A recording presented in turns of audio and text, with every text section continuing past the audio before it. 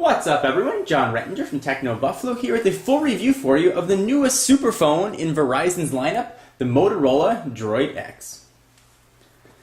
So let's start this review with what this phone is meant to do most, and that is make phone calls, and it does it extremely well. Call quality is crisp, clear, it sounded like a landline. I had no drop calls. There was no white noise or buzzing or clicking on my end or the caller's other end. The speakerphone quality on this thing is fantastic. It is loud and works really well, and actually I'll give you a quick demonstration of it. You can hear sort of just the quality of the speaker that Motorola put into this is really just very nice. To hear your mailbox prompt in English, press 1. And that is probably the loudest speaker that I've seen on any sort of smartphone, and certainly I've tested a fair share. So that definitely goes to the quality of the hardware that Motorola put into the Droid X. So if call quality was an issue for you, no need to worry. As far as the radio in here though, as far as the reception that it gets, it doesn't get the best reception. I've tested many other Verizon phones in the exact same location and had maybe between 3 and 4 bars of EVDO Rev service. With the Droid X here, I tend to hover between 1 and 2. And not to say it can't hold on to a call, even by just holding 1 bar of 3G service here. I never experienced a drop call. But if you are in a fringe area, it's something that you're going to want to keep in mind. Alright, so let's jump into probably the other most important thing about this phone, and that is its monster 4.3-inch TFT screen with a resolution of 480 by 854, which makes it one of the largest phones now on the market. And the screen is just gorgeous. The resolution gives a bit of a taller resolution, so there's less scrolling through web pages. And I demonstrated this in a lot of other previous videos, but it just works very well. The screen is bright, it's vibrant, it sort of shows what you're looking at and shows what you're looking at very well. So if you're worried about scrolling through menus, Android is very menu-based, so looking at applications, you can now see more on one row, which will reduce your scrolling as you go through the menus. So the screen is absolutely gorgeous. It's bright, it's crisp, text looks fantastic. It's very responsive to multi-touch, so when you're on the browser, if you need to do any pinching and zooming, it'll work quite well for you. So I'll go ahead and jump to a web page right here and just give you a quick example. We'll jump to technobuffalo.com. And in case you're wondering or comparing this with other phones, I did do some head-to-heads with the iPhone 4 and the Evo 4G. I'll put links to those in the underbar and annotations sort of right around here so you guys can see.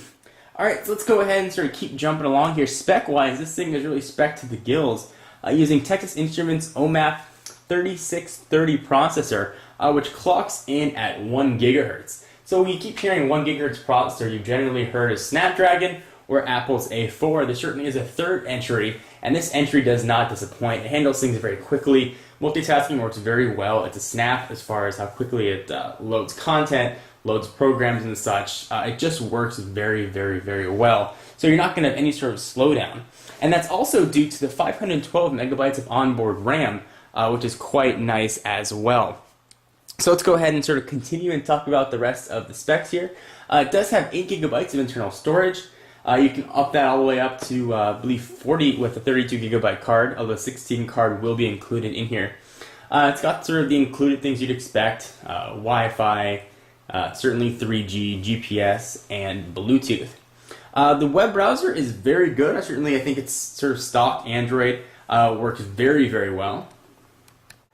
I think Android's come a long way as far as web browsing. They really have a very nice experience. Multi-touch, as I mentioned, is implemented really well here.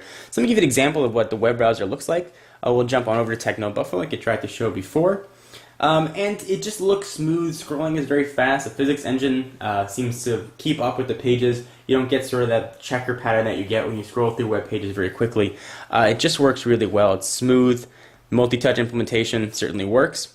Not present here, though, is Flash. No Flash content is going to be available at launch on the Droid X, although Motorola and Verizon have said that Flash 10.1 will be coming sometime in 2010, in addition to Android 2.2 Froyo. So this is running 2.1, in case you're wondering. And speaking of running 2.1, it is not a stock 2.1. It's actually running a brand new updated version of MotoBlur. Now don't cringe, if you've seen other MotoBlur phones, you're probably going to know that MotoBlur has looked cartoony, it's been sort of a clumsy implementation. And I should specify that Modal Blur is actually a skin that sits on top of Android. Well, the new Modal Blur is fantastic. It's unobtrusive, and it adds to where it needs to be added. For instance, you get these new icons across the bottom to jump to your phone, your contacts, or your programs. Really works quite well. To go through your home screens, you get a new sort of array at the bottom. You can jump to each, and you can see those sort of dots help you pick where you want to go. They've added a ton of really helpful widgets here as well. You can see that I've got sort of some indications here on or off. Weather. I've got mail and calendar and search, and just a ton of new icons, which make it a very easy program and easy skin to navigate through. Now, Modal Blur, as you see here, it comes with a lot of widgets, but there are a ton more. Let me just show you very quickly what some of those widgets are. Bluetooth, toggle, calendar, GPS. You can sort of see that there are quite a few here to choose from.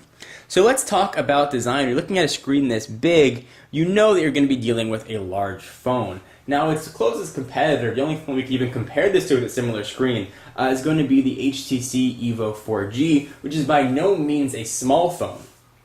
However, when you pull in the Evo next to the Droid X, the Evo looks downright small. The Droid X is a large phone. You can see if I put them right next to each other, sort of lined up at the bottom, there is definitely a difference in size. When you stack them on top of each other, you can see that there's a bit of a difference there as well. It's got that bit of a hump for the camera. Now, that's not to say this is going to be a giant phone. It won't be able to fit in your pocket. Certainly, it is pocketable. But for all of you skinny jean emo kids out there, you're definitely going to be able to notice a very, very square or rectangle looking package in your pocket.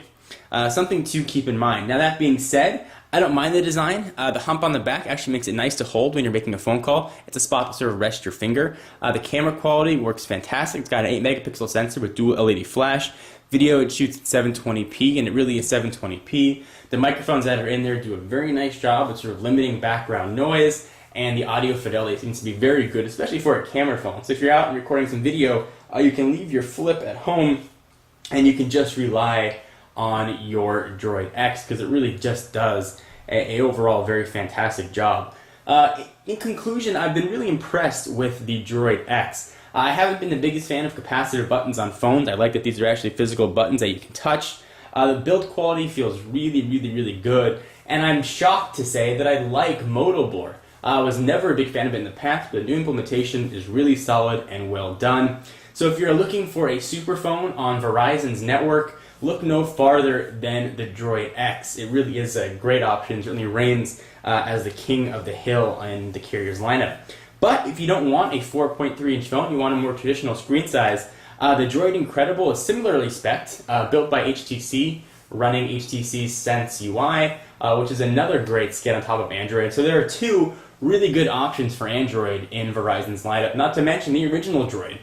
So if you're looking for Android and your carrier is Verizon, you have a ton of fantastic choices. If you don't mind the size, you're not going to go wrong with the Droid X. On a 1 to 5 scale, I give it a very, very, very solid 4.75. When it finally gets Android 2.2 and Flash content, that may actually bump it up to a 5. This is close to a perfect phone as there is.